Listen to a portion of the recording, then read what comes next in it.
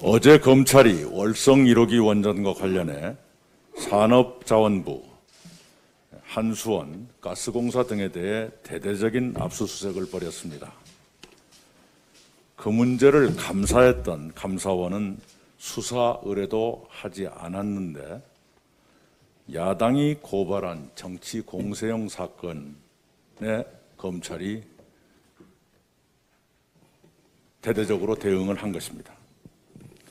에너지 전환은 문재인 대통령의 대선 공약이자 문재인 정부가 추진하는 중요 정책입니다. 이에 대한 사법적 수사는 검찰이 이제 정부 정책의 영역에까지 영향을 미치겠다는 것으로 해석될 수밖에 없는 것입니다. 이것은 정치 수사이자 검찰권 남용이라고 저는 생각합니다. 마치 지난해 법무부 장관에 대한 국회 인사청문회 논의가 진행되는 때 장관 후보 일가에 대한 대대적인 압수수색을 벌였던 때를 연상케 합니다. 야당이 이 사건을 대전지검에 고발한 지 2주일 만에 윤석열 검찰총장이 대전지검을 방문한 지 일주일 만에 전격 수사가 이루어진 점도 의심을 부를 만합니다. 야당과 일부 정치검찰이 짜고 정부를 공격한다고는 믿고 싶지 않습니다. 그러나 혹시라도 그런 의도가 있다면 국민이 용납하지 않을 것입니다. 우리 당은 묵묵히 소임을 다하는 다수 검사들의 명예를 위해서라도 일부 정치검사들의 이런 행태를 좌시하지 않을 것입니다. 검찰은 위험하고도 무모한 폭주를 당장 멈춰주기 바랍니다. 미국 대통령 선거는 끝났지만 대통령은 정해지지 않은 초유의 사태가 계속되고 있습니다. 외신은 조 바이든 후보가 대선 고지에 구분응선을 넘었다고 하는데 우리로서는 최종 결과를 지켜볼 수밖에 없습니다.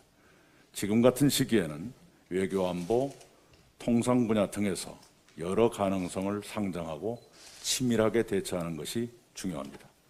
우리는 우선 국회 차원에서 여러 경우에 철저히 대비하겠습니다.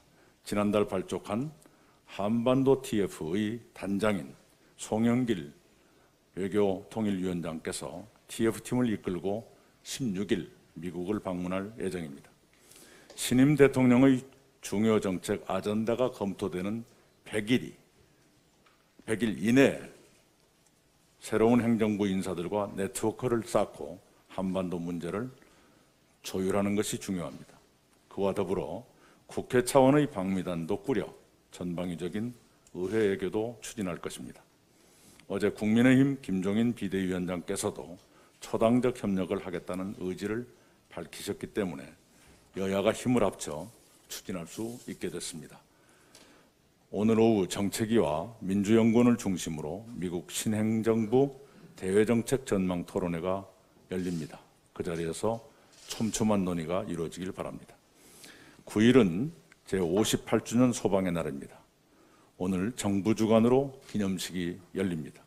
코로나19 현장 최일선을 지키셨던 119 구급대원 여러분, 늘 위험의 현장에 계신 화재 진압대원 여러분, 모든 소방공무원들께 감사와 경의를 표합니다. 우리 당은 소방공무원들의 노고에 조금이라도 보답하고자 소방공무원의 국가직 전환, 현장 부족 인력 2만 명 충원, 소방병원 건립 등 그동안의 수건 사업들을 차질 없이 이행해 가고 있습니다. 119 트라우마 센터 건립과 순직 공상공무원 예우 강화 및 수당 현실화 노력도 계속할 것입니다. 여러분의 안전이 곧 국민의 안전입니다. 앞으로도 국민의 생명과 재산을 지키시는 일에 더욱더 힘써 주시기 바랍니다. 국민은 여러분을 응원할 것입니다. 오늘 하루 초등 돌봄 전담사들의 연대 파업이 예고돼 있습니다. 정부가 돌봄 인력을 대체 투입하기 위해 애쓰고 있지만 그것마저도 충분치는 않을 것이라고 우려됩니다. 돌봄 공백이 초래하는 아찔하고 안타까운 일들을 우리는 충분히 우려하고 있습니다. 지금이라도 어려우시겠지만 파업을 철회해 주시고 아이들이 있는 곳으로 복귀해 주시기를 간곡히 호소드립니다. 교육당국은 지속적으로 대화하면서 돌봄 공백을 최소화하도록 만전을 기해 주기 바랍니다. 돌봄 수요가 구조적으로 증가하면서 돌봄 전담사들이 겪으시는 어려움이 커져가고 있다는 현실을 직시해야 합니다. 우리 당과 정부는 그러한 대책을 준비하고 있으며 곧 여러분 앞에 내놓겠다는 약속을 드립니다. 이상입니다.